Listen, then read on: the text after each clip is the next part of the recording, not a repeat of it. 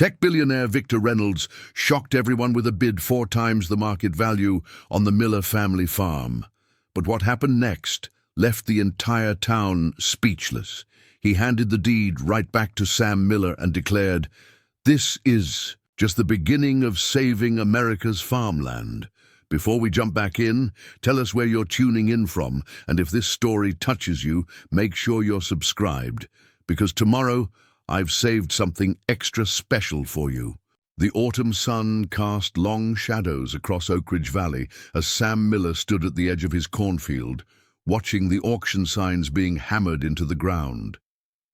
The weathered wooden stakes seemed to puncture more than just soil. They pierced.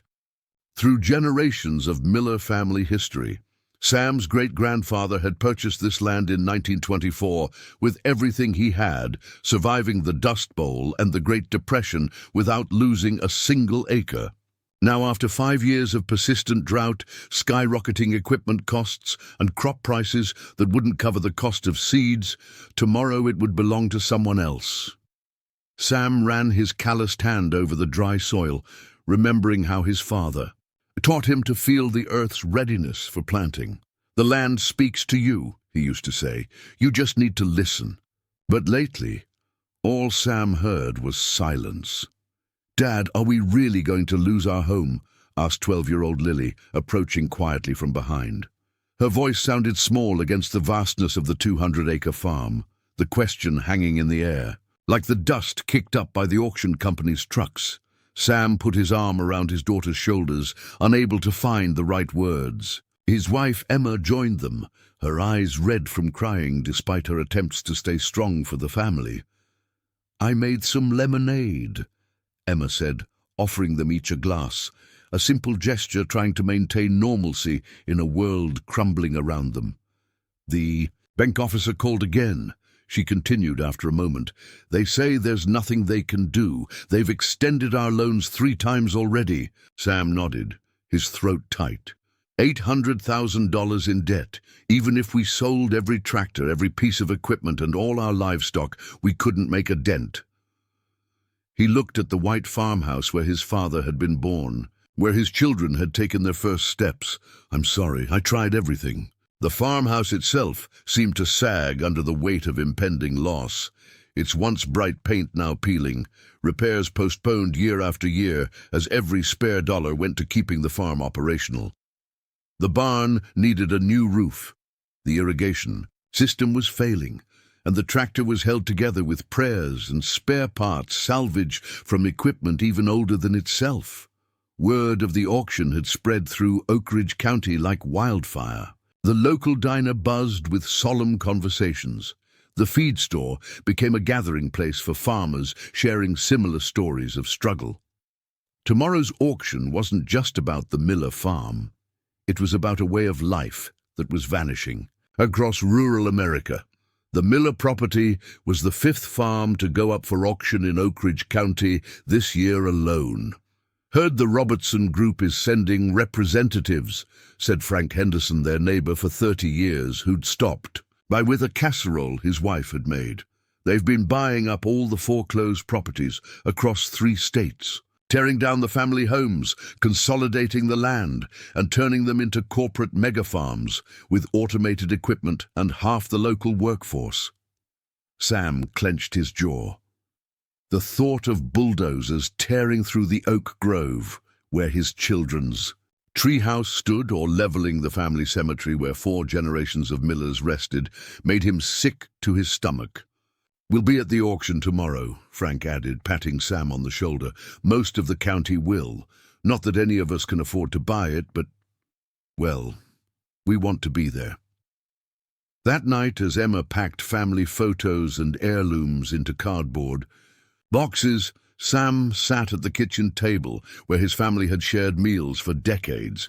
Spread before him were years of financial records, bank statements, and loan rejections. He traced the timeline of their downfall like a man examining the scene of an accident, looking for the moment where everything went wrong. Was it the drought of 2019 that had withered their corn crop? The equipment failures the following spring that forced them to lease machinery at exorbitant rates? The hospital bills when Lily got pneumonia, the steadily climbing seed and fertilizer prices while crop values plummeted. It wasn't one catastrophe, but a slow death by 1,000 cuts. Maybe we should have sold parts of the land sooner, Emma said softly, setting a cup of coffee beside him. When the Johnsons offered to buy the North Field. Sam shook his head. And start the unraveling? That's how it always begins. Sell a piece here, a piece there, until there's nothing left worth saving. 16-year-old Ben, their son, appeared in the doorway, face tight with anger and helplessness. This isn't fair. We worked harder than anyone. Life isn't about fair, son, Sam replied, though the words felt hollow even to him. It's about surviving the unfair. Ben slammed his fist against the doorframe. The Robertson Group doesn't care about this land. They'll destroy everything and everyone will forget we were ever here. As dawn broke on auction day, cars and trucks began lining the dirt road leading to the Miller farm. The parking area by the barn filled quickly. Local farmers in worn caps and work clothes, community members who'd known the Millers for generations. A few reporters from the regional paper and suited representatives from agricultural corporations, checking tablets and speaking quietly into phones. Sam stood on the porch, watching people gather on his land for the last time. Emma squeezed his hand, her wedding ring clinking against his, the only piece of jewelry they hadn't sold to keep the farm afloat another month. Most faces in the crowd were familiar. People he'd gone to school with, worshipped alongside at church, helped during their own hard times. But a few stood out, corporate buyers with Bluetooth earpieces and designer leather shoes unsuited for farmland, whispering to each other as they assessed the property not as a home, but as assets on a spreadsheet. And at the edge of the crowd, partially obscured by a massive oak tree, stood a tall man in an expensive but understated suit, leaning against a black Tesla. Unlike the other corporate types, he stood alone, watching everything with an intensity that made Sam uneasy. The auctioneer, a man from 2 counties over who specialized in farm foreclosures, cleared his throat into a portable microphone. The crowd fell silent. Ladies and gentlemen, we're here today for the public auction of the Miller family farm. 200 acres with farmhouse, barn and equipment.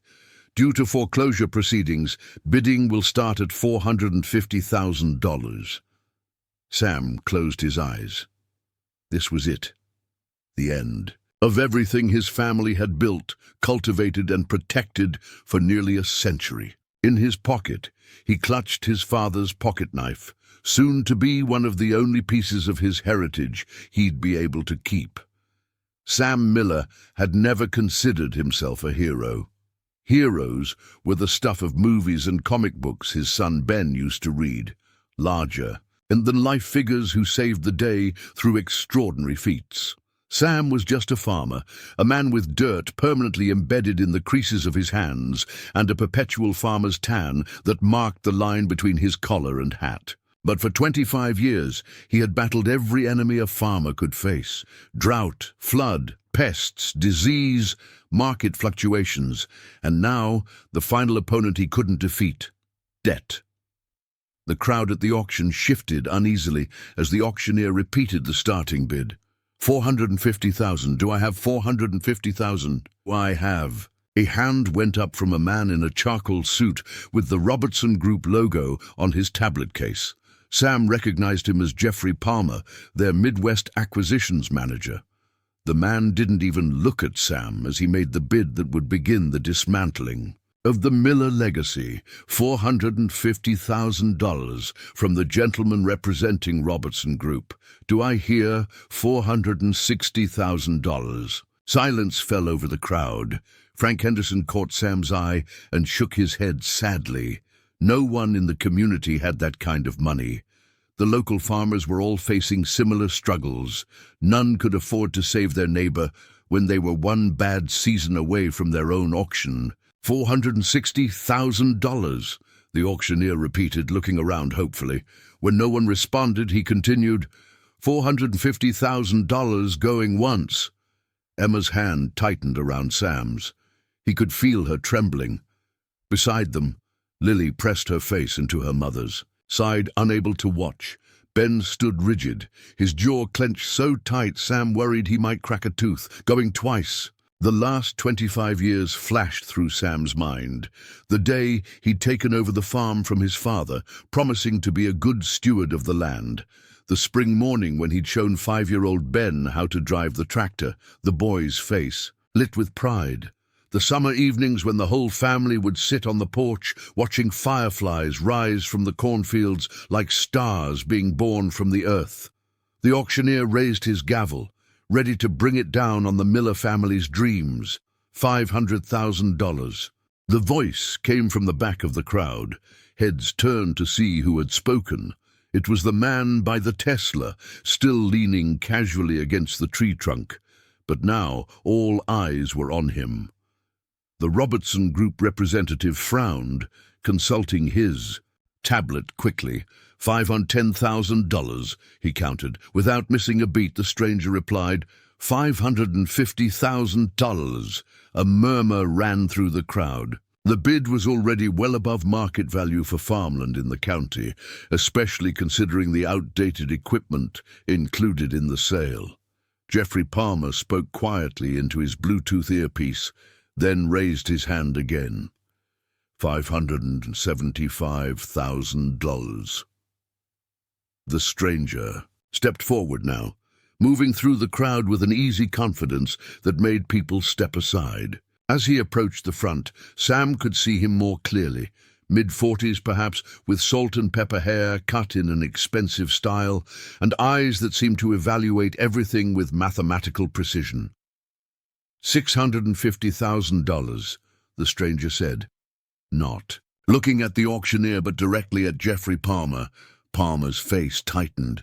He spoke urgently into his earpiece, his expression growing increasingly frustrated with whatever response he was receiving. $675,000, Palmer finally said, his voice lacking its previous confidence. The stranger smiled slightly. $800,000. A collective gasp went through the crowd.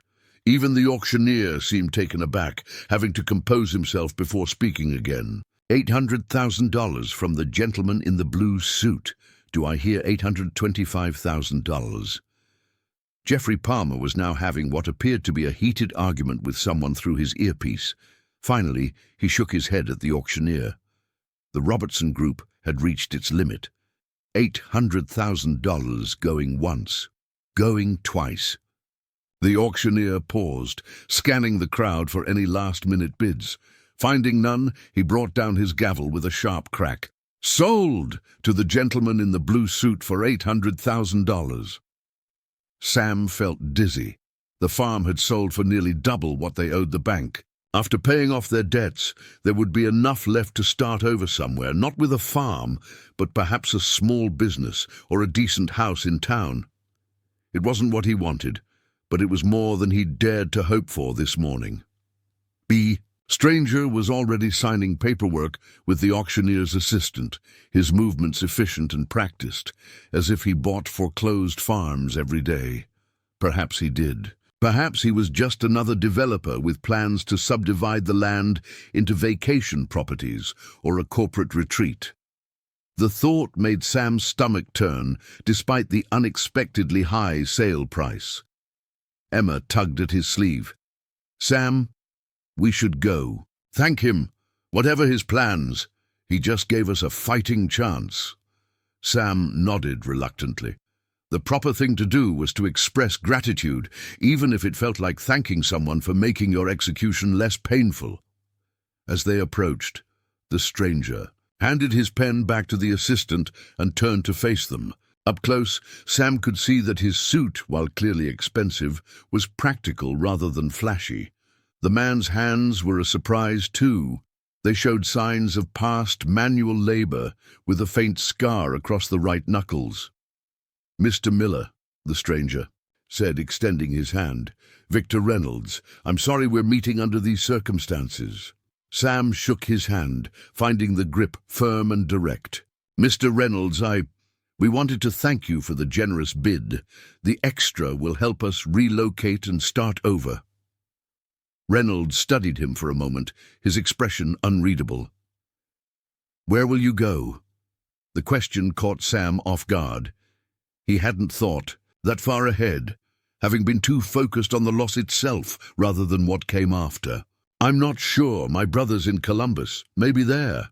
"And what will you do there? Not farming, I imagine." Sam felt a flash of irritation at the personal questions. "No, not farming. Maybe construction. I've done that work before." Reynolds nodded, looking past Sam to the fields stretching out behind them. "Fifth generation on this land, I understand." "How did you know that?" "I do my research, Mr. Miller." Reynolds turned to Emma, Lily, and Ben, acknowledging each with a respectful nod. "Mrs. Miller, children, this must be a difficult day for all of you." Emma, always more diplomatic than Sam, managed a polite smile. "As my husband said, your generous bid will make our transition easier. May I ask, what are your plans for the farm?" Before Reynolds could answer, Jeffrey Palmer approached, his expression sour. "Mr. Reynolds, I didn't expect to see you here. Bit outside your usual territory, isn't it?" Reynolds smiled, though the warmth didn't reach his eyes. "Mr. Palmer, Robertson Group still using the same playbook, I see. Buy distressed properties, consolidate them, automate operations, and eliminate local jobs." Palmer's face reddened. "We modernize outdated operations and create efficient food production systems. The company employs thousands. Just not in the communities where you buy," Reynolds replied. He turned back to the Millers, dismissing Palmer entirely. "To answer your question, Mrs. Miller, I have several ideas for this property. Perhaps we could discuss them over coffee. The paperwork will take some time to process." Sam hesitated, but Emma nodded. "We'd appreciate that, Mr. Reynolds. Please call me Victor." As they walked toward the farmhouse, Sam couldn't shake the feeling that there was something Reynolds wasn't telling them. The man had just spent $800,000 on their farm, almost certainly more than it was worth as a pure business investment. Either he was a terrible businessman, or he had motivations beyond the obvious. The question was, what did Victor Reynolds really want with their farm? Emma served coffee at the kitchen table that had been in Sam's family for 3 generations. Victor Reynolds sat comfortably, seemingly at ease despite the circumstances, examining the worn wooden surface with appreciation. "Douglas fir," he noted, running a finger along the grain. "They don't make tables like this anymore. Solid piece." Sam placed his mug down harder than necessary. "Mr. Reynolds, Victor, I appreciate the small talk, but my family's wondering what you intend to do with our farm, and frankly, why you paid so much for it." Victor nodded, unperturbed by Sam's directness. "Fair enough." He took a measured sip of coffee. "First, let me tell you that I'm familiar with your farm's situation because I've been tracking the Robertson Group's acquisitions across 5 states. "You're a competitor?" Emma asked. "No." Victor's expression hardened briefly. "I'm more of an opposing force." Ben, who had been leaning against the doorframe with his arms crossed, spoke up. "What does that mean?" Victor set down his mug and looked directly at Sam. "The Miller farm is the 15th agricultural property I've purchased this year. All were facing foreclosure. All were targets for corporate acquisition. You're buying up distressed farms as investments?" Sam's voice carried an edge of disgust. "Not exactly."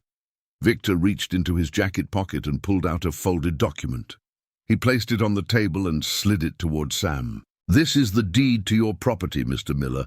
I've already signed it." Sam stared at the paper without touching it. "I don't understand." "It's simple. I'm transferring ownership back to you." The kitchen fell absolutely silent. Emma's hand flew to her mouth. Lily, who had been quietly drawing at the far end of the table, dropped her crayon.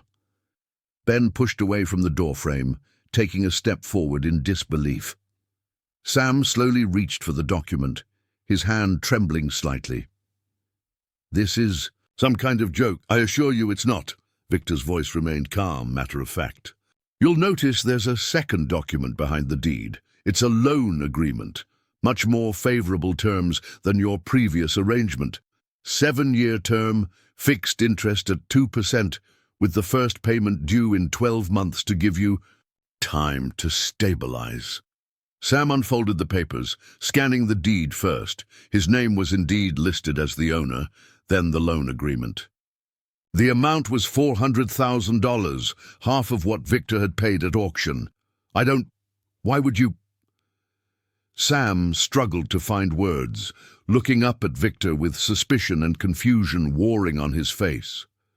"The interest barely covers inflation," Emma noted, reading over Sam's shoulder. "You'd lose money on this deal." Victor shrugged. "Not everything I do is about maximizing profit, Mrs. Miller." "No one does this," Sam said flatly. "No one pays double market value for a property just to loan it back to the previous owner at a loss. What's your angle?" Victor's composed expression faltered slightly, revealing something more personal beneath the businessman exterior. He looked out the kitchen window at the fields beyond before answering. 28 years ago, my family lost our dairy farm in Wisconsin. Much like you, drought, bad luck, rising costs. I was 17. My father had taken out loans against the property to keep us afloat, thinking the next season would be better. It never was." Victor paused, his gaze distant with memory. "The bank foreclosed. A week after we were forced out, my father died of a heart attack. The doctor called it cardiac arrest, but everyone in town knew he died of a broken heart." The kitchen was silent again, but with a different quality, the respectful quiet that follows shared pain. "I promised myself that if I ever had the means, it'd help prevent other families from going through what mine did." Victor turned back to them. 15 years in tech, then a startup that got bought out by Google. I suddenly had more money than I could spend in several lifetimes. Ben moved to the table, sitting down across from Victor. "So you just buy farms and give them back?" "Not exactly. I create partnerships. The loan gives the family breathing room, but they need to make the payments eventually. I also provide consulting on modernization, efficiency improvements, and alternative revenue streams." Farm to table. "At programs," Victor continued, "specialized organic crops, direct consumer marketing, solar leasing on marginal lands. The family keeps their farm, the land stays in production, and rural communities remain intact. I've found it's actually profitable in the long run, just not in the 3-month quarterly report timeframe that corporations obsess over." Sam was still staring at the documents, disbelief etched on his weathered face. "And what do you get out of this, besides feeling good about yourself?" Emma shot him a look of reprimand, but Victor smiled slightly. "It's a fair question, Mr. Miller.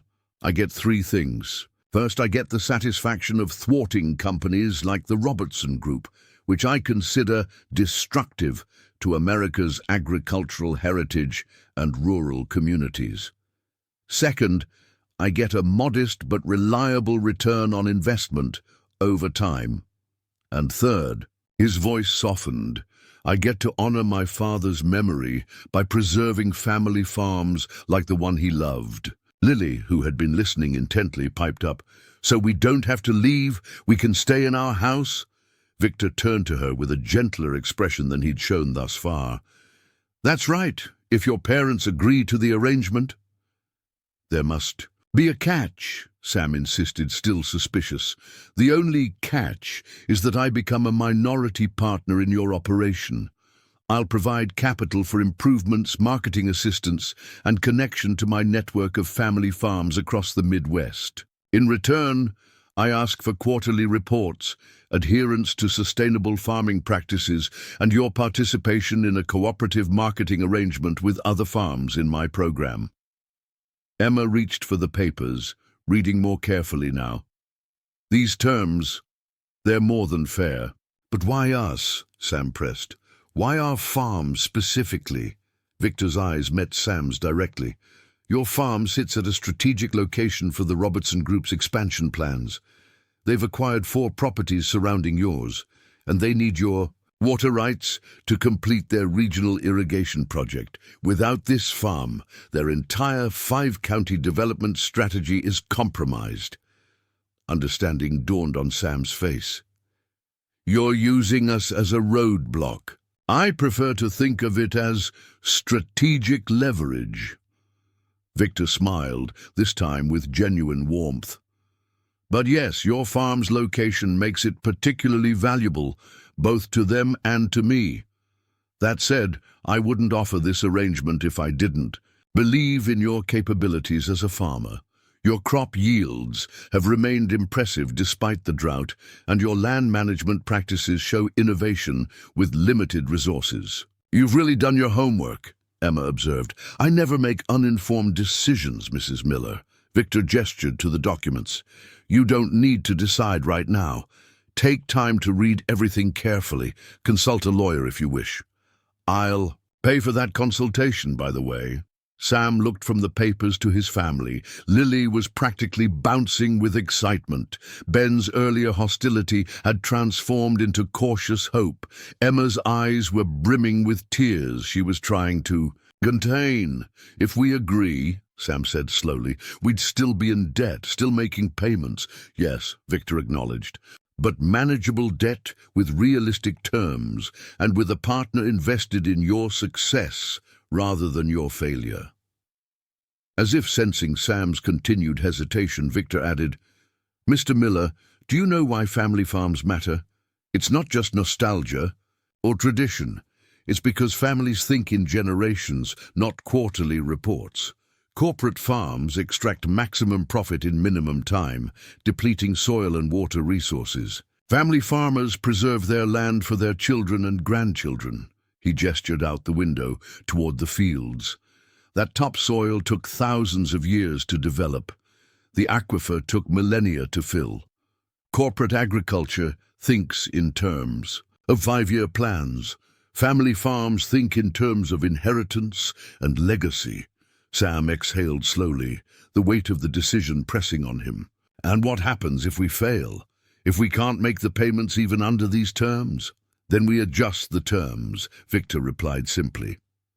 "I'm not in this to acquire your farm through the back door, Mr. Miller. I'm in this to keep family farms viable. If you're working in good faith, we'll find solutions." Emma reached over and placed her hand on Sam's. "Sam, this is a second chance, more than we dared hope for." Ben leaned forward. "Dad, we can make this work. With capital for improvements, maybe we could finally implement that irrigation system you designed." Sam looked around the kitchen, at the walls his grandfather had built, the floors his children had learned to walk on. He thought about the family cemetery on the North Ridge, where generations of Millers rested beneath oak trees planted by their own hands. "What happens if I sign these papers right now?" Sam asked, his voice steady. "Then you never stopped being the owner of this farm," Victor replied. "The auction becomes a legal fiction that satisfied the bank. I become your partner and investor, and we begin planning for next season." Sam picked up the pen Victor had placed beside the documents. His hand hovered over the signature line. "This seems too good to be true," he admitted. Victor's expression grew serious. "I won't pretend there are no challenges ahead, Mr. Miller. Farming remains a difficult business. Climate change is making weather more unpredictable. Markets fluctuate. But I believe that with proper support and modern approaches balanced with traditional wisdom, family farms can not only survive, but thrive." Sam felt the weight of his father's pocket knife in his pocket, the same knife that had been passed down for generations. He thought about the moment, just an hour ago, when he believed it would be one of the last remnants of his heritage he could keep. With a deep breath, he signed his name on both documents. Victor extended his hand. "Welcome to the Family Farm Preservation Alliance, Mr. Miller." As they shook hands, Emma let the tears flow freely. Ben's face broke into a grin, and Lily ran to hug her father. Outside, the assembled crowd of neighbors and community members still lingered, unaware of the dramatic turn of events transpiring inside the farmhouse. "What do we tell everyone?" Emma asked, wiping her eyes. Victor stood up. "I think it's time to make an announcement, don't you?" As they moved toward the door, Victor paused. "By the way, there's one more thing." Sam tensed, waiting for the other shoe to drop. "I've organized a community meeting at the town hall tomorrow evening. I'd like you to attend, Mr. Miller. There are 14 other farms in this county facing similar situations. I think they'd benefit from hearing your story and learning about the alternatives to corporate acquisition." Sam realized then that this wasn't just about saving one farm. It was about something much bigger. "This is just the beginning, isn't it?" he asked. Victor smiled. "It usually is, Mr. Miller. It usually is." The news spread through Oak Ridge County like wildfire. By sunset, everyone knew that Victor Reynolds had purchased the Miller farm only to give it back to the family. Speculation ran rampant about his motives, with theories ranging from tax benefits to secret government programs.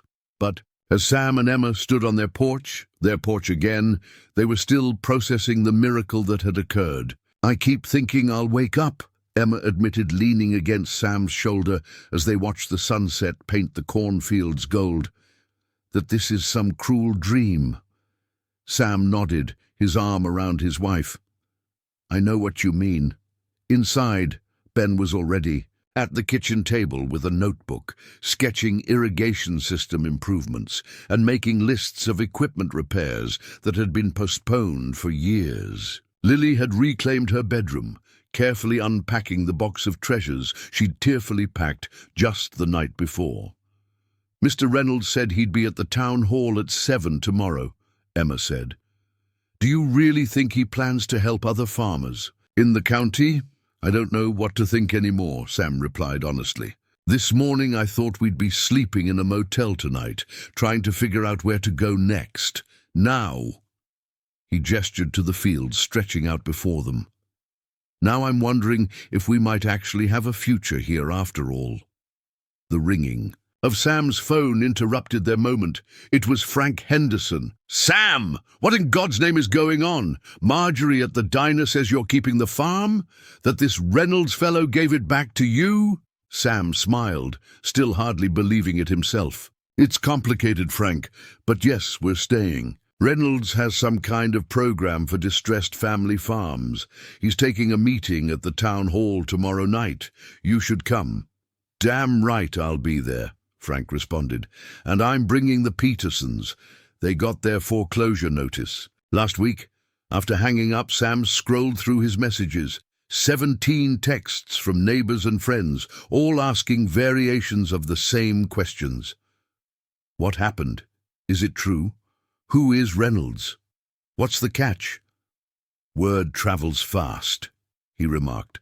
"It's the most exciting thing to happen in Oak Ridge since the tornado of 2018, Emma replied with a small smile, "and considerably less destructive."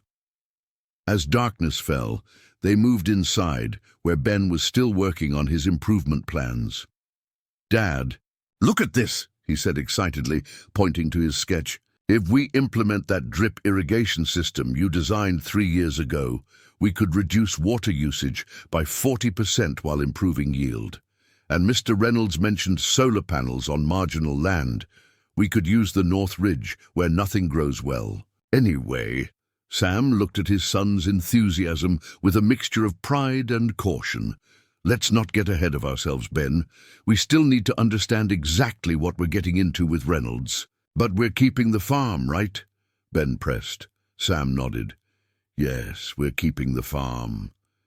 The simple statement filled the kitchen with a warmth that had been missing for months. The warmth of hope.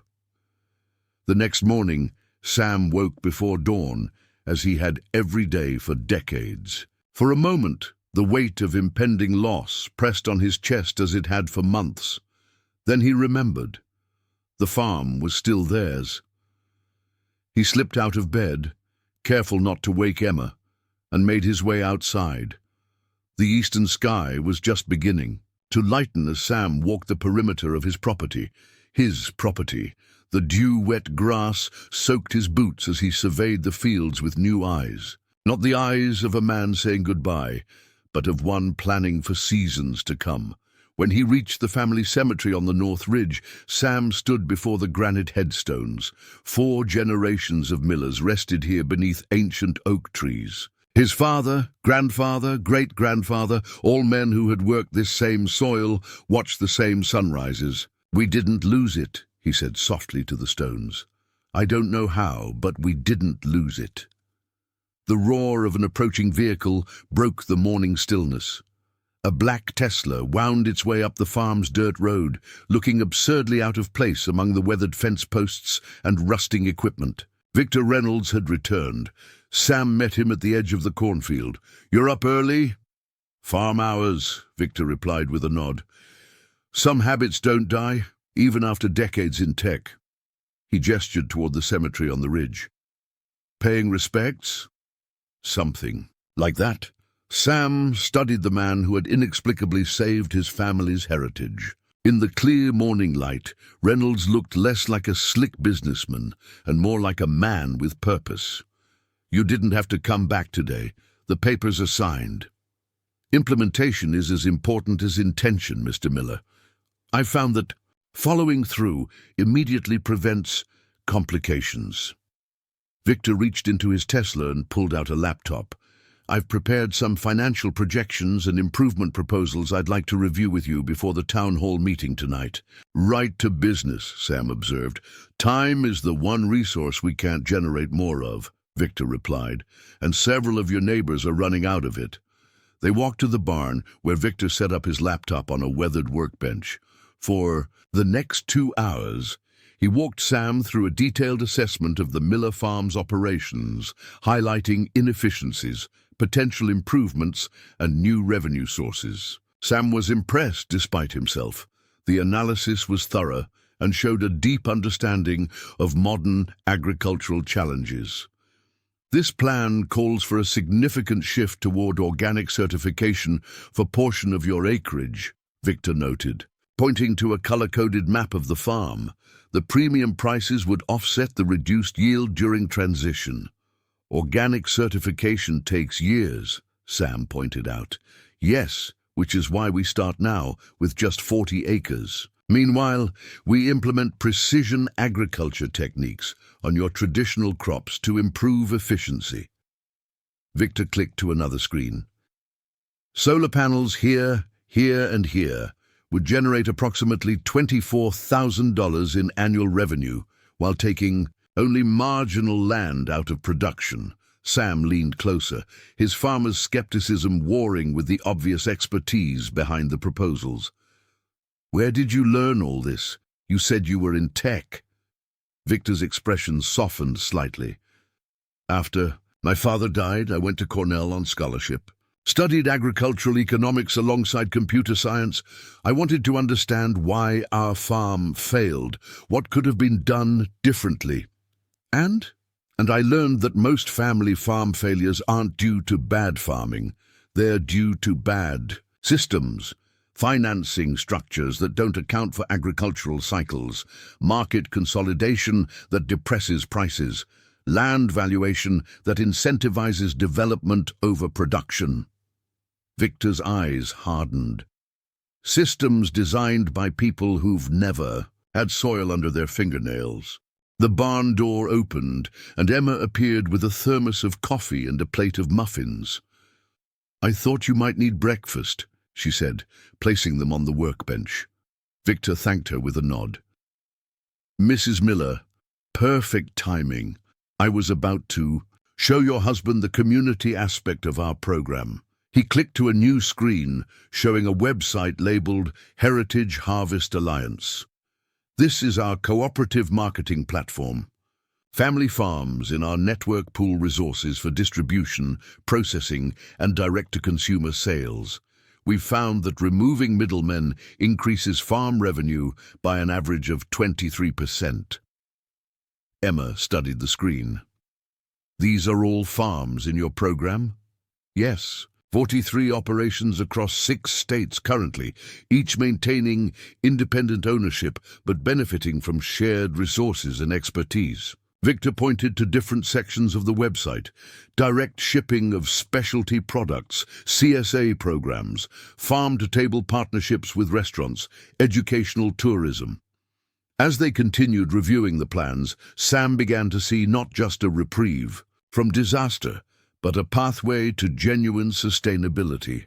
The proposals weren't just about survival, they offered the possibility of a thriving farm that could support his family for generations to come. By mid-morning, Ben had joined them, asking sharp questions that impressed even Victor. The boy had clearly inherited his father's agricultural instincts, but paired them with a younger generation's comfort, with technology and innovation. These soil sensors would connect to a central system, Ben asked, pointing to a component in the precision agriculture proposal. Yes, Victor confirmed. Real-time data on moisture, nutrients, and pH allows for targeted application of water and amendments. We've seen water usage reduction of up to 60% on similar operations. We could integrate that with the drip irrigation system I've been designing, Ben said excitedly, pulling out his sketches to show Victor. As noon approached, the barn had transformed into an impromptu planning center with laptops, papers, and diagrams spread across every surface. The immediate crisis of losing the farm had been replaced by the energizing challenge of reimagining its future. There's one more thing we need to discuss before the town hall meeting, Victor said, closing his laptop. The Robertson Group. Sam's expression darkened. What about them? They won't be happy about this development. Jeffrey Palmer reports directly to the regional director, who reports to the board. They've invested heavily in their expansion strategy for this area, and your farm was a key acquisition target. What can they do? Emma asked, concern creeping into her voice. The farm is legally ours again. Legally, yes. But corporations like Robertson have many ways to exert pressure. They may approach your neighbors with inflated offers to isolate your property. They could challenge water rights. They might even investigate our loan arrangement, looking for technicalities to exploit. You're saying they'll try to force us out another way, Sam concluded. Victor nodded grimly. It's a possibility we need to prepare for, which is why tonight's meeting is crucial. Individual farms are vulnerable. A community of farms working together presents a much more formidable obstacle. Safety in numbers, Ben observed. Precisely. Victor stood, gathering his materials. The more of your neighbors who join our program, the harder it becomes for Robertson to execute their consolidation strategy. That's why I've prepared similar analyses for 14 other at-risk operations in the county. Sam stared at him. You've already analyzed 14 other farms. When did you have time for that? Victor's expression remained neutral. I've been monitoring the Robertson Group's acquisition pattern for 18 months, Mr. Miller. Your farm wasn't targeted by accident, and neither were the others. The implications of that statement hung in the air. This wasn't a spontaneous act of charity. Victor Reynolds had been planning this intervention for over a year, methodically preparing to disrupt the Robertson Group's expansion. This is more than helping farmers for you, isn't it? Emma asked quietly. This is personal. For the first time, a flicker of something raw and pained crossed Victor's composed features. The company that foreclosed on my family's farm 28 years ago. It was Horizon Agricultural Investments. 5 years later, they were acquired by Robertson Consolidated. The same people who destroyed my family are still destroying others. So yes, Mrs. Miller, it's personal. The revelation cast Victor's mission in a new light. His philanthropic program wasn't just about preserving family farms. It was about systematic opposition to the corporation that had devastated his own family. Tonight, Victor continued, his composure restored, We're not just offering financial arrangements. We're offering an alternative vision for rural America, one where communities remain intact, where farming knowledge passes through generations, and where land is valued for more than its development potential. As Victor prepared to leave, promising to return for the town hall meeting, Sam walked him to his car. "You should have told us about your history with Robertson from the beginning," Sam said. Victor paused, hand on the Tesla's door. "Would it have made a difference, Mr. Miller? Would you have trusted me more or less, knowing I have a vendetta against the company threatening your farm?" Sam considered the question honestly. "I'm not sure. That's why I let the proposal speak for itself first," Victor replied. "Judge me by my actions and the soundness of my plans, not by my motivations, even if those motivations include a healthy dose of revenge."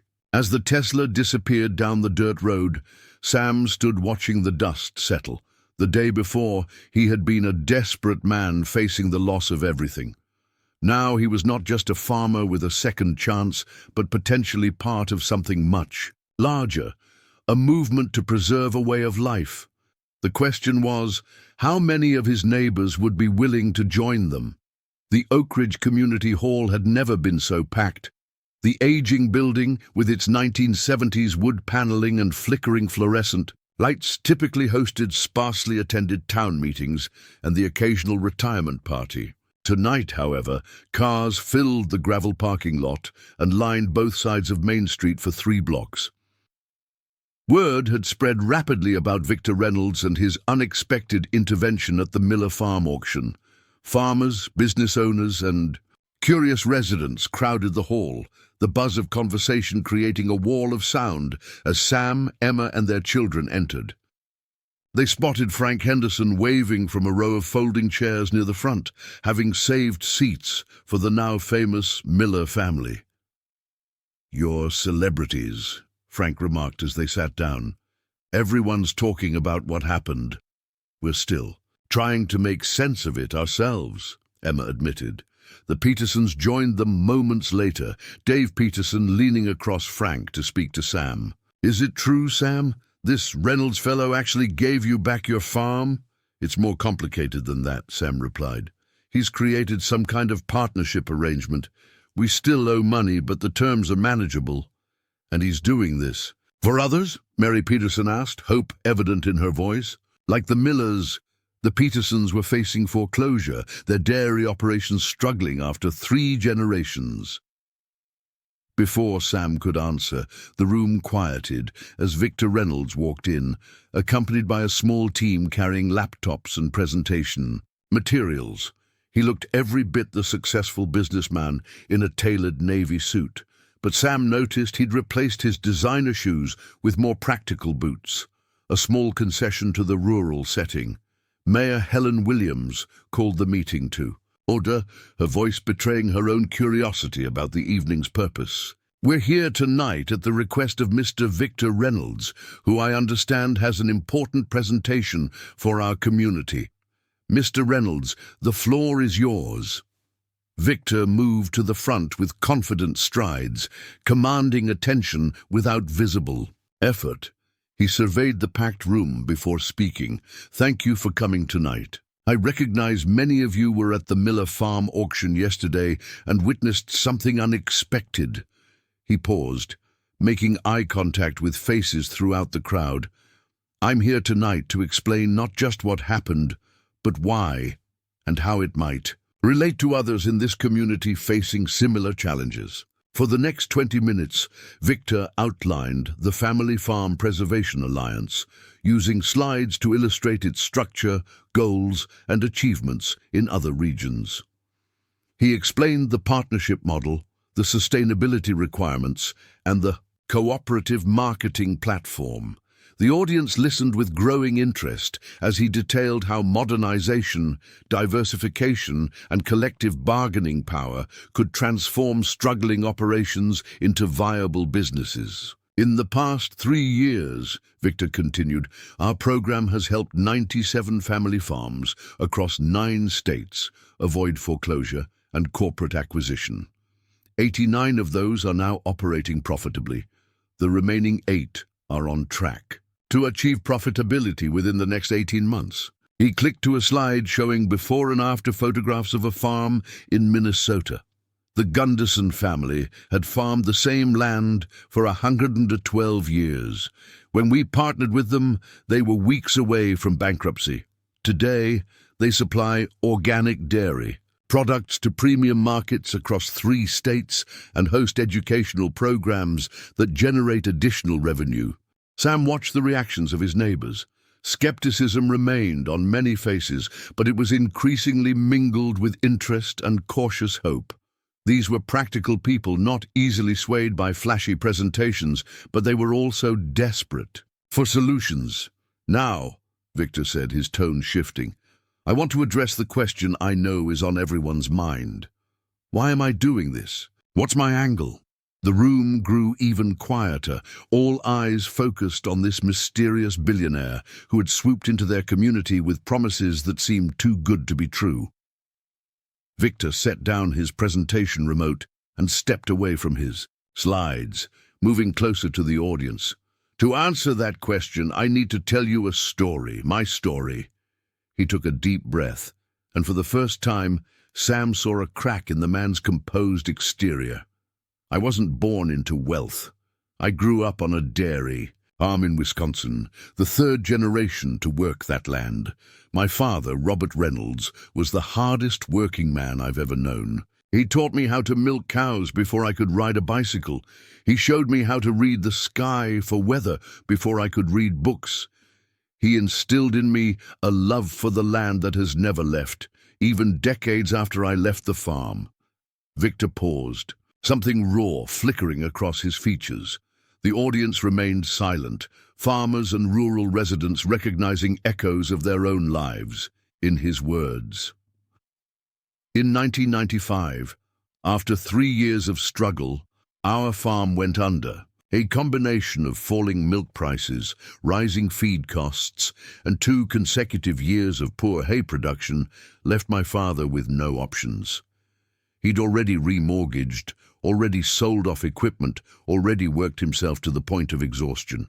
Trying to save what his father and grandfather had built, Sam glanced at Emma, seeing his own pain reflected in Victor's story.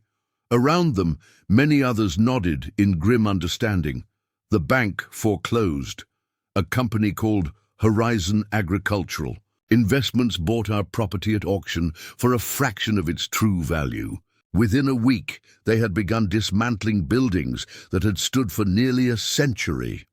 Victor's voice remained steady, but his hands gripped the podium tightly. 7 days after we were forced to leave our home, my father suffered a massive heart attack while staying at my aunt's house. He died before the ambulance arrived. A sympathetic murmur ran through the crowd. Sam saw several men remove their caps in respect. I was 17 years old. My college plans, my future, everything changed in that moment. I buried my father beside generations of Reynolds farmers, in a cemetery that now belonged to someone else. Victor straightened, his momentary vulnerability replaced by controlled intensity. I promised myself then that if I ever had the means, I would prevent other families from experiencing what mine did. It took 20 years to fulfill that promise. He clicked to a new slide showing a corporate organizational chart. Horizon Agricultural Investments was acquired by the Robertson Group in 2000. The same company that foreclosed on my family's farm is now targeting yours. The same business model that destroyed my community is threatening yours. The revelation rippled through the audience. Jeffrey Palmer, the Robertson Group representative from the auction, sat in the back row, his face darkening with each word. He spoke into his phone in urgent whispers. "This isn't just business for them," Victor continued. "It's a systematic approach to land acquisition and rural transformation. They target vulnerable regions, acquire properties through foreclosure, consolidate operations, and eliminate local employment. They extract value from the land without contributing to the communities that stewarded it for generations." He clicked to another slide showing a map of Oak Ridge County with several properties highlighted in red. These 15 farms have been identified as acquisition targets by the Robertson Group. 5 are currently in foreclosure proceedings. 4 more are less than 6 months from that point. Gasps and whispers spread as people recognize their own farms or those of their neighbors. On the map, the Petersons clutched each other's hands tightly. "Now," Victor said, his voice gaining strength, "let me be absolutely clear about my motivations. Yes, I want to help preserve family farms and rural communities. Yes, I believe in the economic viability of modernized small-scale agriculture. But I also want to stop the Robertson Group. I want to break their acquisition strategy. I want to prove that their model of corporate consolidation isn't the inevitable future of American agriculture."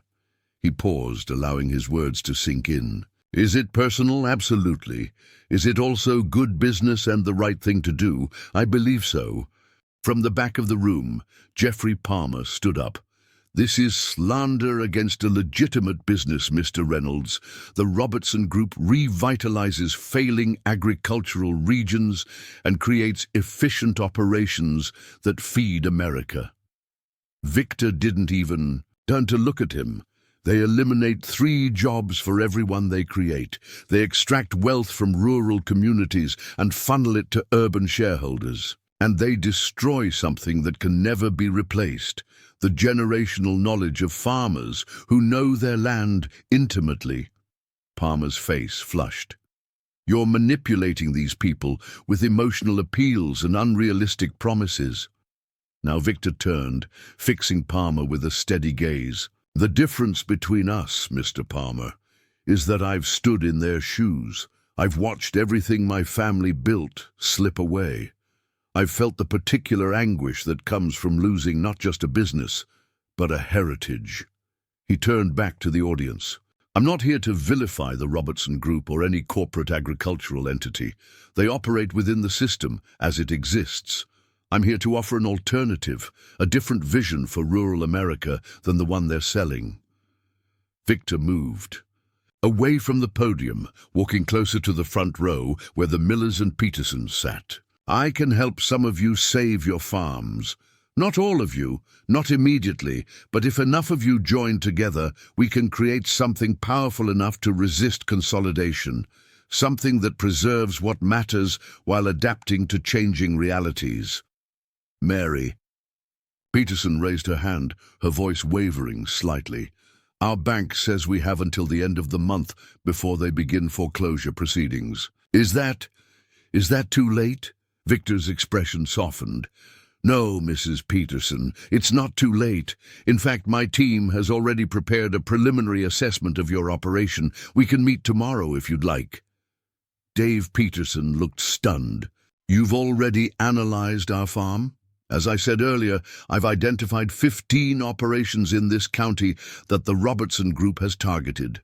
Yours is one of them." Victor gestured to his team at the side of the room.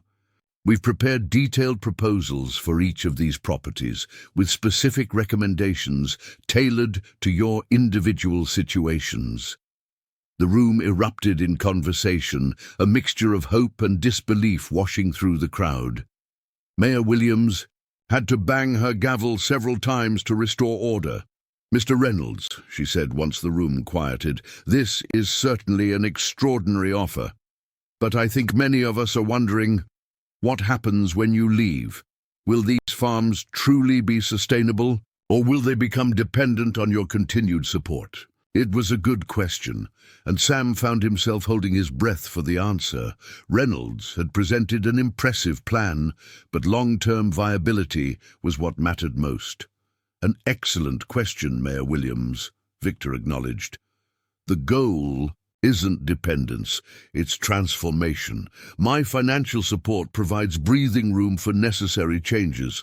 The cooperative structure creates ongoing resilience. Within 5 years, these farms should be able to stand entirely on their own, connected to markets and resources that ensure their continuation."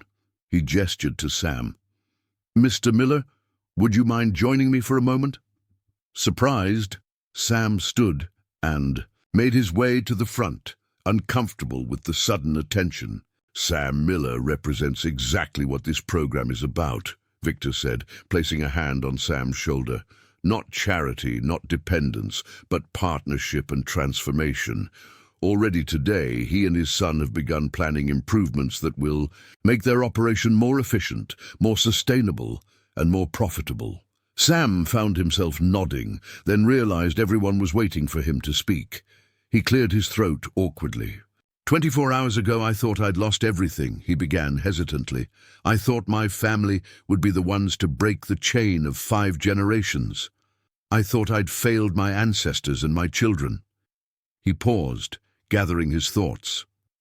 "I don't know if Mr. Reynolds' program will work for everyone, but I can tell you that for the first time in years, I'm thinking about planting for the future instead of just surviving until next month.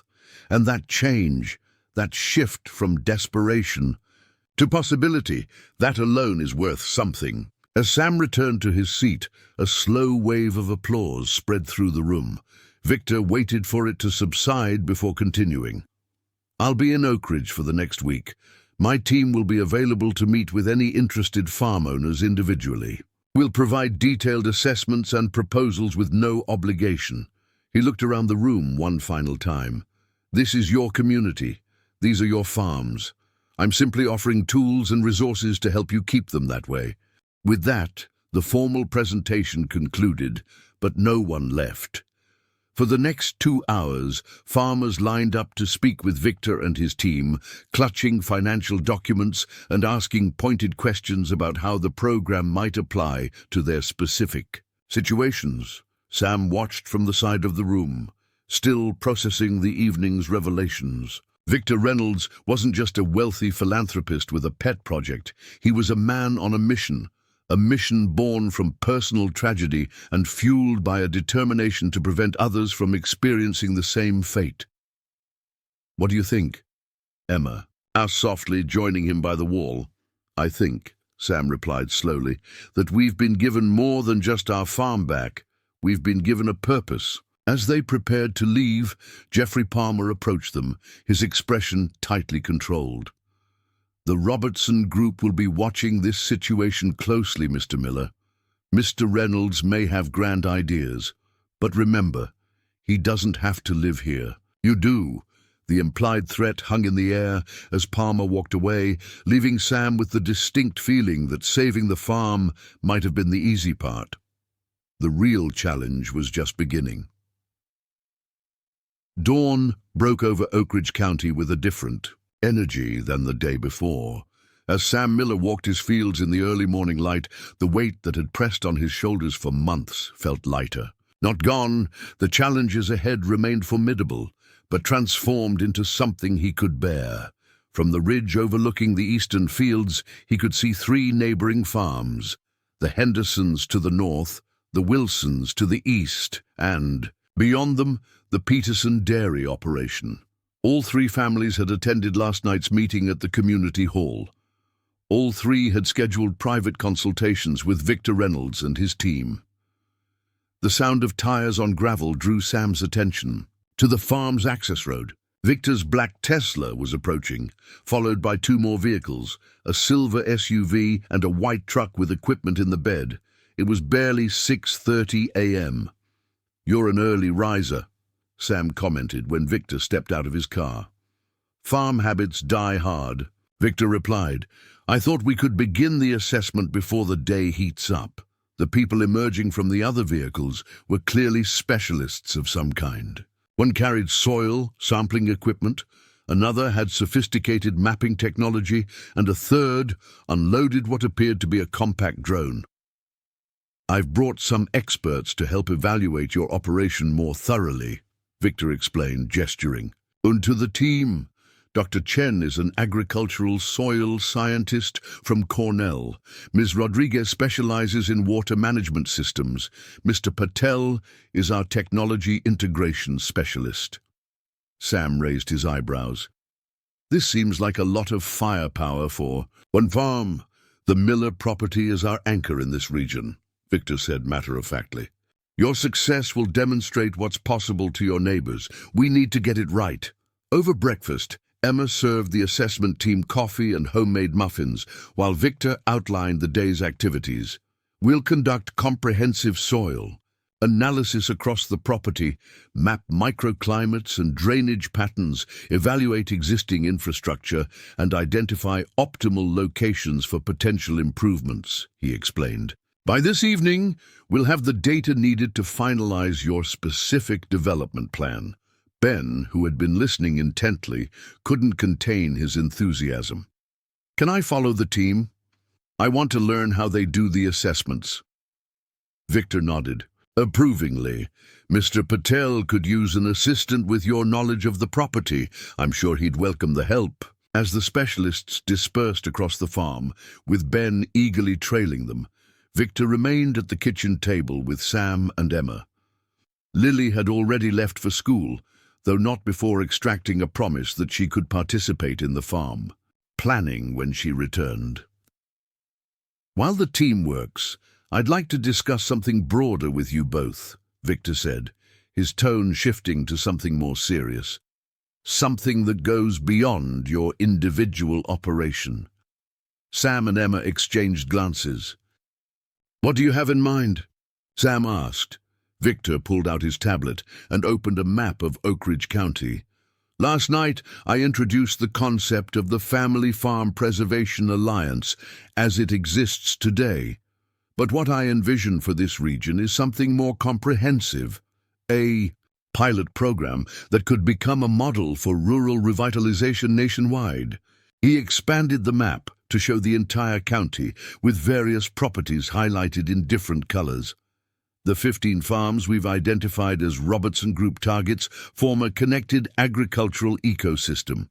Together, they control critical water rights, include diverse soil types and microclimates, and represent a complete spectrum of agricultural activities, from grain production to dairy to specialty crops. You're talking about treating multiple independent farms as a single system? Emma asked, clearly intrigued. Exactly. Victor's eyes lit up with enthusiasm. Not in terms of ownership, each farm remains independent, but in terms of coordination, resource sharing and market approach. Imagine integrated crop rotations across properties, shared equipment that would be too expensive for individual farms, processing facilities owned cooperatively by producers. He swiped to another screen, showing a complex flow chart. The current agribusiness model is vertical integration. Corporations control everything from seed to shelf. What I'm proposing is horizontal integration among independent producers to achieve similar efficiencies while preserving individual ownership and local control. Sam leaned forward, studying the diagrams. Despite his initial skepticism, he found himself drawn to the vision Victor was presenting. This would require unprecedented cooperation among farmers who've always operated independently. True, Victor acknowledged. And that's the challenge. Farmers are by nature independent operators. But the alternative is watching your neighbors' farms fall one by one to corporate acquisition until your own operation becomes unsustainable in isolation. Emma, always the practical one, pointed to the map. Some of these farms produce competing crops. Others have long-standing disagreements over water rights or property boundaries. Getting everyone to cooperate won't be easy, Victor nodded, acknowledging the reality of rural dynamics, which is why the Miller farm is so important. You're respected in this community. Your participation gives credibility to the whole concept. Sam sat back, the implication of Victor's words sinking in. So we're not just saving our farm. You want us to help lead this transformation? Precisely. Victor fixed Sam with an earnest gaze. The Family Farm Preservation Alliance has typically worked with individual operations. What I'm proposing in Oak Ridge County is the next evolution, a rural agricultural cooperative that functions as a counterweight to corporate consolidation. He pulled out a folder and laid several documents on the table. These are the preliminary agreements for farms joining the cooperative. Each operation receives individual financial support tailored to their situation, plus access to shared resources and markets. In return, they commit to sustainable practices, participation in cooperative decisions, and gradual implementation of modernization plans. Emma picked up one of the documents, scanning it with the careful attention she'd always given to farm contracts. "This is remarkably favorable to the farmers," she observed. "Because thriving farms benefit everyone," Victor replied. "My investment generates returns through efficiency gains and premium market access, not by extracting value from struggling producers." Sam studied Victor's face, still trying to fully understand the man's motivations. "This goes well beyond helping a few farms or even getting back at Robertson Group. You're talking about restructuring rural agriculture." "I am." Victor didn't try to downplay the ambition of his vision. "For decades we've been told that consolidation is inevitable, that family farms are relics of the past, that rural communities must decline as agriculture industrializes. I reject that narrative. I believe there's a third path that combines the best of traditional farming wisdom with modern technology and cooperative structures." Through the kitchen window, Sam could see Ben walking the fields with Mr. Patel. The two of them engaged in animated conversation as they set up the mapping drone. His son, who had been so angry and hopeless just days ago, was now enthusiastically embracing the future of the family farm. "If other farmers join this cooperative," Sam asked, "how would decisions be made? Who would control the direction?" "A council elected by member farms would govern day-to-day operations," Victor explained. "Major decisions would require a 2/3 majority vote, with votes weighted by acreage contribution. My organization would hold a minority position by design. We provide resources and expertise, but local farmers maintain control." Emma, still reading through the documents, looked up. "This mentions educational programs and tourism components. That's quite different from traditional farming," Victor nodded. "Diversification is key to sustainability. Many consumers today want connection to their food sources. Farm-to-table experiences, agricultural education, even agritourism can provide significant supplemental income with minimal disruption to primary operations." He turned to a page showing financial projections. The Miller farm could generate an additional $30,000 to $50,000 annually through educational programs alone, heritage farming demonstrations, school field trips, seasonal festivals, all celebrating the agricultural traditions of this region while creating new revenue streams. Sam had never considered his daily work as something tourists would pay to experience, but he had to admit the idea had merit. City people were increasingly disconnected from the sources of their food. Perhaps there was value in bridging that gap. "What about processing facilities?" Sam asked, thinking practically. "Small producers can't compete with big operations in getting products to market." Victor smiled, clearly pleased by the question. "That's where cooperative scale becomes transformative. Together, the farms in this county have sufficient volume to justify investment in local processing facilities, a small dairy creamery, a grain mill, even a commercial kitchen for value-added products." He pointed to different locations on the county map. "We've identified potential sites for these facilities, strategically located to serve multiple operations.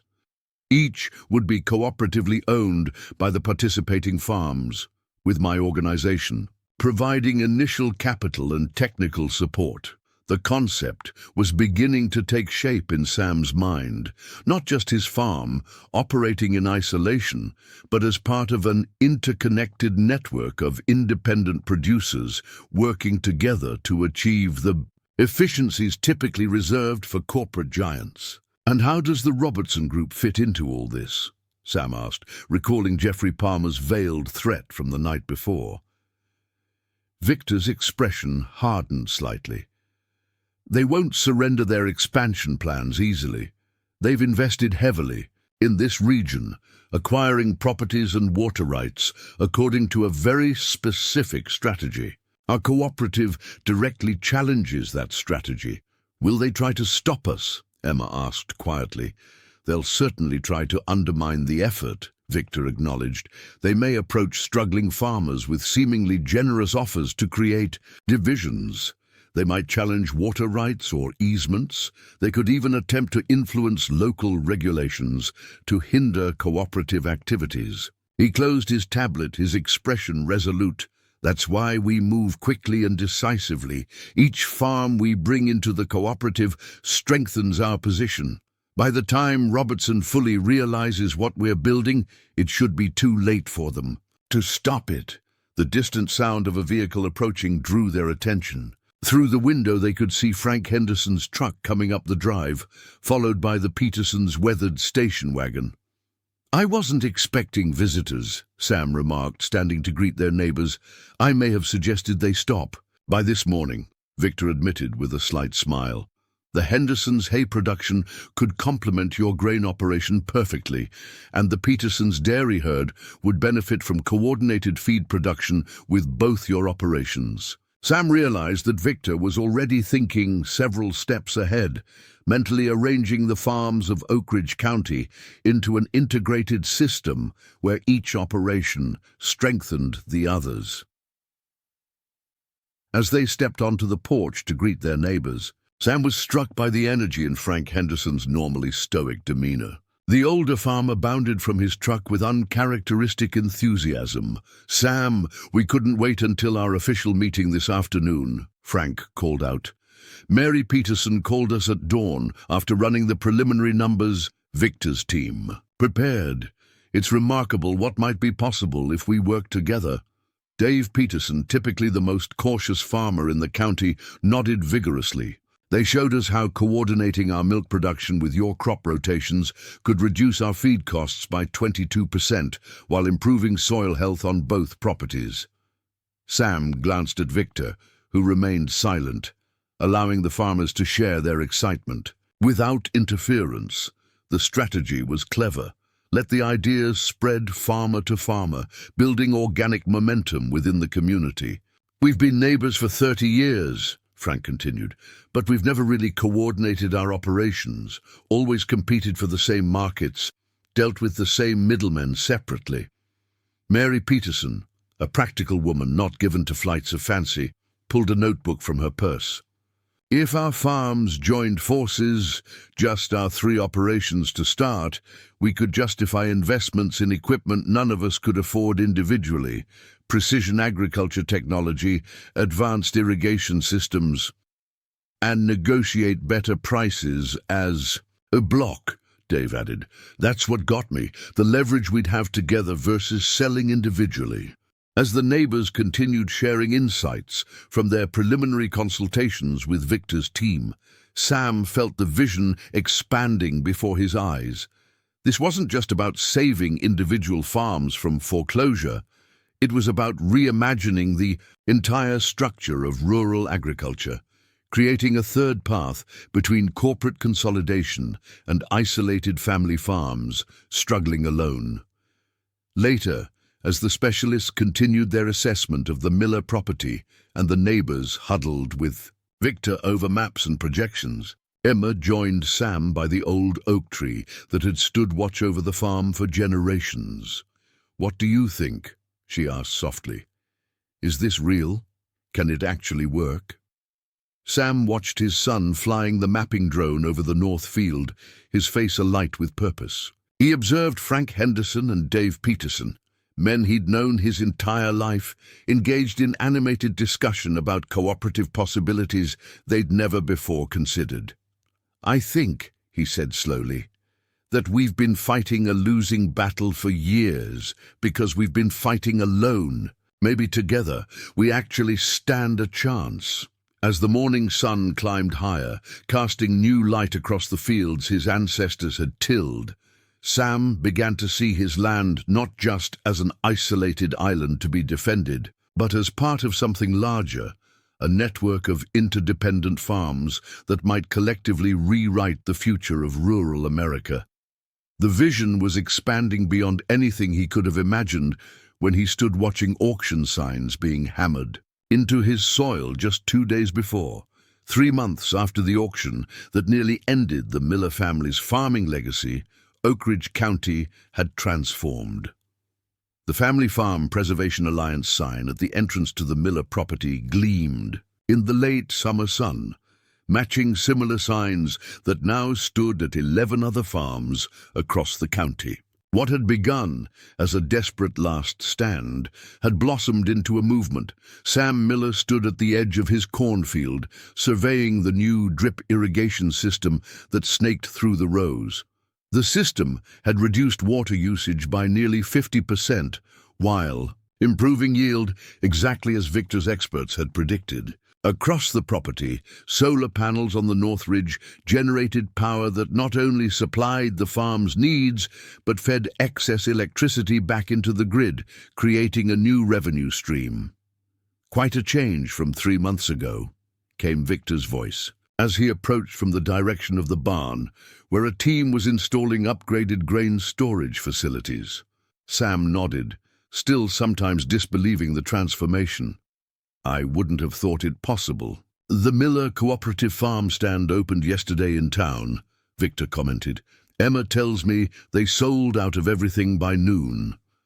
The farm stand had been Emma's project, a retail outlet in Oak Ridge where the cooperative's farms could sell directly to local consumers.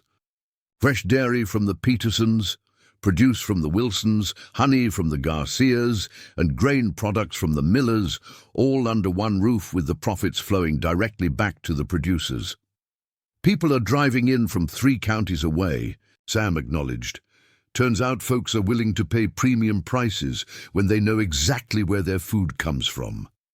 Victor surveyed the property with evident satisfaction, and the educational tours booked solid through October. Sam still found it remarkable that people would pay to learn about farming practices he'd taken for granted his entire life. Lily's turned into quite the tour guide. She's got a presentation on soil ecology that has the science teachers impressed. The progress was undeniable. The initial investments from Victor's organization had catalyzed improvements across all participating farms. Shared equipment reduced costs, coordinated production increased efficiency, direct-to-consumer sales channels improved margins. Every financial projection Victor had presented was proving accurate, sometimes conservative, but success had not come without opposition. Any more visits from Palmer or his associates? Victor asked, his tone shifting to something more serious. Sam's expression darkened. Not directly, but we've heard they've been approaching the holdouts with increasingly generous offers. 4 farms in the county had declined to join the cooperative, skeptical of the new approach or unwilling to commit to the sustainability practices required. The Robertson Group had focused their attention on these operations, offering prices well above market value to establish footholds in the region. They're getting desperate, Victor observed. Their regional strategy can't succeed without controlling key water access points. As long as the cooperative farms hold those rights, collectively, Robertson's consolidation plan is blocked. A truck appeared on the access road, Frank Henderson's vehicle, moving at an unusual speed. The older farmer barely waited for the dust to settle before jumping out, his face flushed with anger. "They've done it," Frank called out, striding toward them. Robertson just filed a legal challenge to the cooperative's water-sharing agreement. Their lawyers are claiming our arrangement violates historical water rights allocations. Sam and Victor exchanged grim looks. They had anticipated legal challenges, but not so soon. They're also pushing the county commissioners to revise zoning regulations, Frank continued, waving a document. New restrictions on commercial activities in agricultural zones that would effectively shut down the farm stand, the educational programs, everything we've built. Victor accepted the paper, scanning it quickly. They're moving faster than expected. Palmer must have convinced his superiors that we pose a serious threat. What do we do? Sam asked.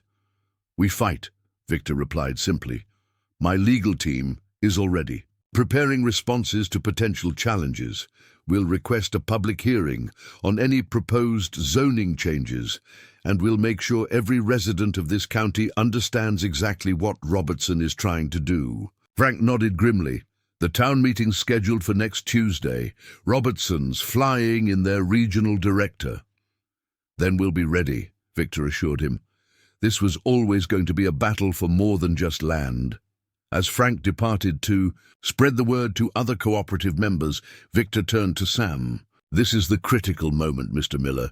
Robertson has realized we're not just saving individual farms, we're creating a viable alternative to their entire business model. If we succeed here, it could spread to other regions. They can't allow that. Sam felt the weight of responsibility settling on his shoulders again, but differently now. 3 months ago, he had been fighting alone to save his family's heritage. Now he stood at the center of a community's battle for its future.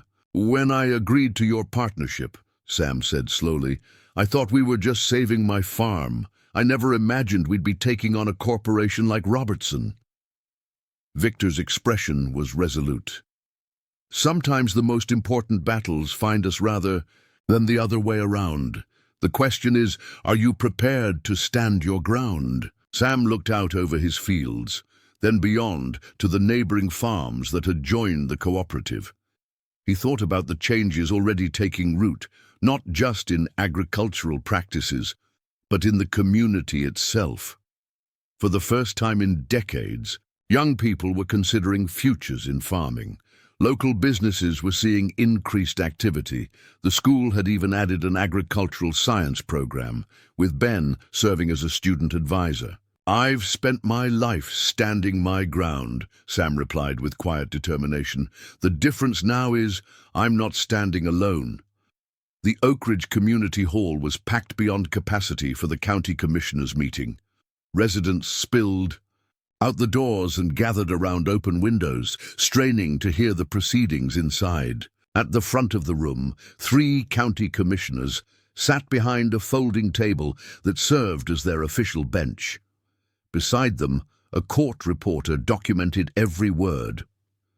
In the front row, executives from the Robertson Group sat in expensive suits, their legal team arrayed behind them with briefcases and tablets. Jeffrey Palmer sat among them, occasionally glancing toward Sam and the other cooperative members seated across the aisle.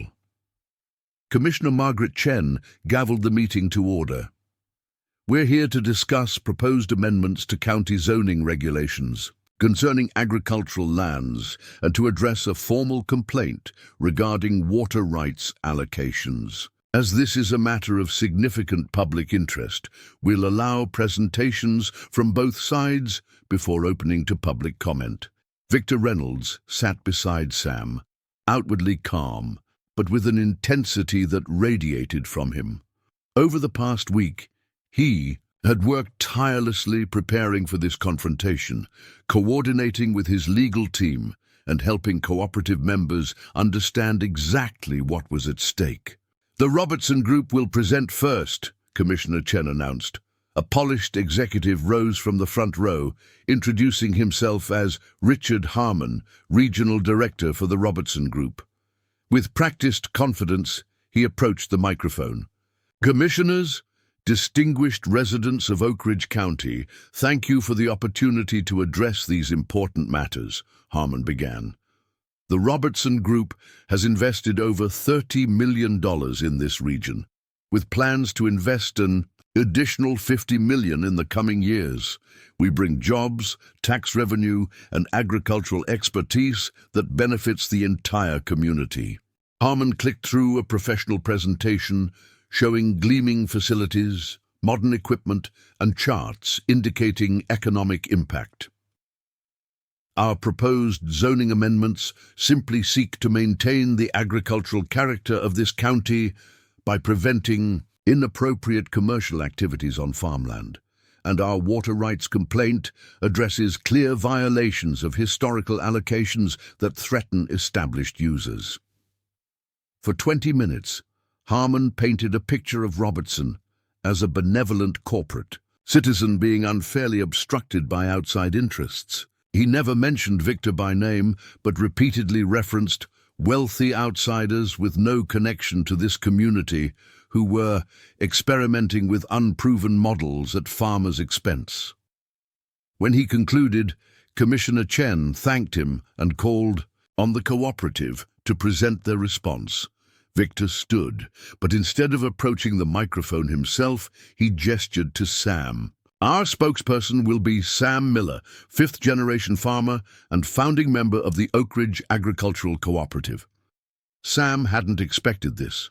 He shot Victor a questioning look, but the businessman simply nodded encouragingly. Taking a deep breath, Sam made his way to the microphone. I'm not a polished speaker, he began, his voice steady despite his nerves. I don't have fancy slides or prepared remarks. What I have is the truth about what's happening in our county. Sam gripped the edges of the podium, scanning the room filled with people he'd known his entire life. 3 months ago, I was days away from losing my family's farm. After 5 generations working the same soil, I was going to be the one who failed. Not because I wasn't a good farmer, but because the system is designed for farms like mine to fail. He gestured toward the Robertson executives. Mr. Harmon talks about investment and jobs. What he doesn't mention is that when the Robertson Group buys a family farm, they typically eliminate 3 local jobs for every one they create. They don't mention that profits flow out of our community to distant shareholders. They don't talk about the families displaced, the knowledge lost, the communities hollowed out. Sam pointed to the proposed zoning amendments. These changes aren't about preserving agricultural character. They're about preventing farms like mine from adapting and surviving. The farm stand, educational programs, and agritourism activities they want to restrict are the very innovations keeping family farms viable. With growing confidence, Sam addressed the water rights complaint. As for water, yes, we've created a cooperative sharing agreement because sustainable water management requires cooperation, not competition. Our arrangement actually conserves water through more efficient systems while ensuring fair distribution among family farms that have stewarded these resources for generations. He looked directly at the commissioners. The choice before you isn't between progress and tradition. It's between 2 visions of rural America. One where corporations extract maximum profit from our land before moving on. Another where family farms evolve, adapt, and continue to anchor our communities for generations to come. Sam turned to face his neighbors.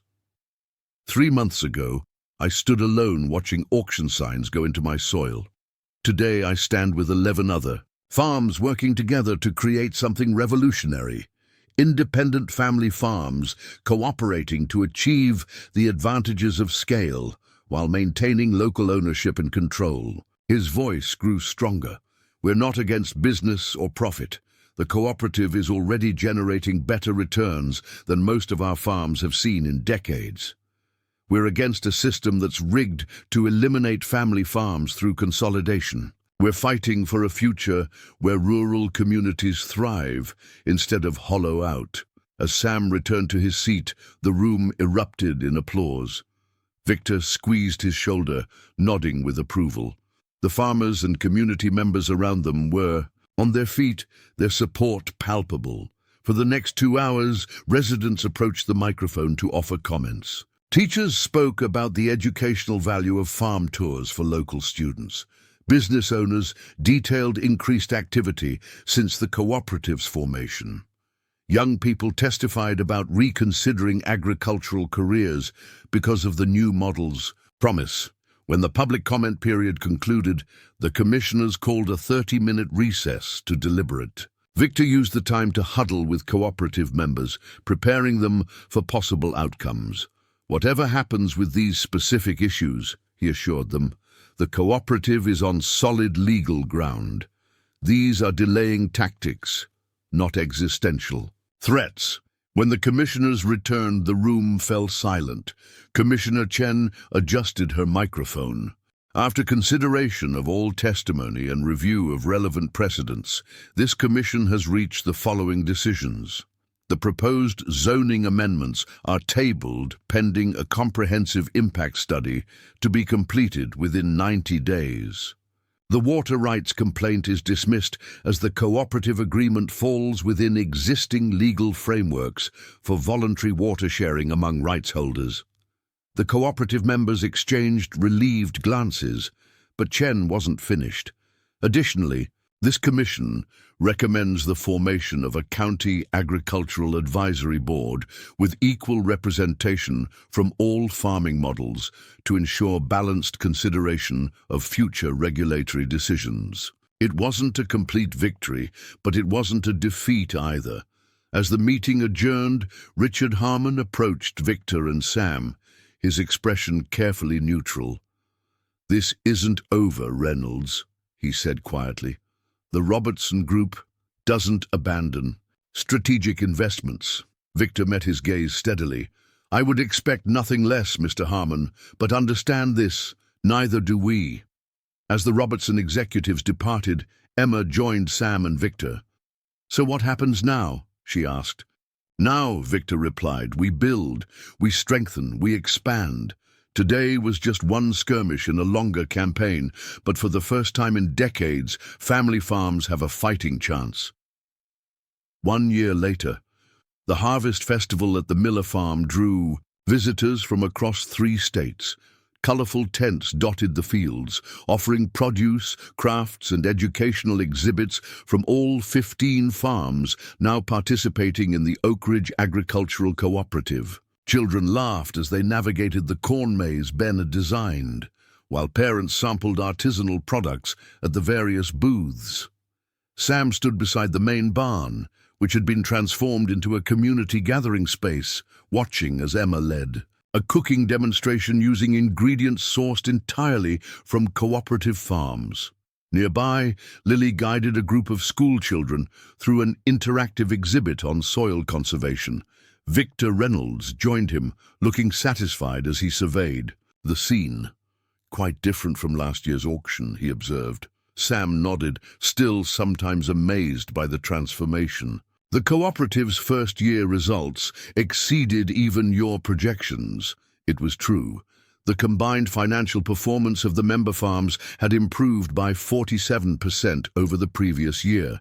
New markets had opened, efficiency gains had reduced costs, direct-to-consumer channels had increased margins. Most importantly, not a single member farm remained in danger of foreclosure. "And the Robertson Group?" Sam asked. "Still present, still purchasing land where they can," Victor acknowledged. "But their regional consolidation strategy has been effectively blocked. They've had to adapt their approach, even implementing some of our cooperative concepts in their own operations." Sam smiled at that. "Imitation is the sincerest form of flattery." "Something like that." Victor checked his watch. "Speaking of which, I should prepare for my presentation." The governors arrived, and several state representatives. The Oak Ridge model had attracted attention far beyond the county. Agricultural officials, policy makers, and farmers from other regions had come to observe what many were calling a potential blueprint for rural revitalization nationwide. Before Victor could leave, Sam placed a hand on his arm. "I never properly thanked you, not just for saving my farm, but for everything that's come after." Victor's typically composed expression softened. "You don't need to thank me, Mr. Miller. This wasn't charity. It was partnership. And what you and your neighbors have built here goes far beyond what I initially envisioned." He gestured to where several young farmers were demonstrating drone technology for crop monitoring. A year ago, most of them were planning to leave. agriculture entirely. Now, there its future. Sam looked out over his land, the same soil his ancestors had worked, now thriving under new approaches while honoring old wisdom. He watched his son confidently explaining regenerative farming practices to university researchers. He observed his daughter leading children through hands-on science activities, connecting them to the sources of their food. My father used to say farming isn't just a business, it's a way of life, Sam reflected. For a while I thought that way of life was doomed, that corporations and consolidation were inevitable. Now I'm not so sure. Victor nodded thoughtfully. The battle isn't over. The forces driving consolidation remain powerful. But for the first time in decades, family farms have a viable alternative, a third path that combines independence with cooperation, tradition with innovation.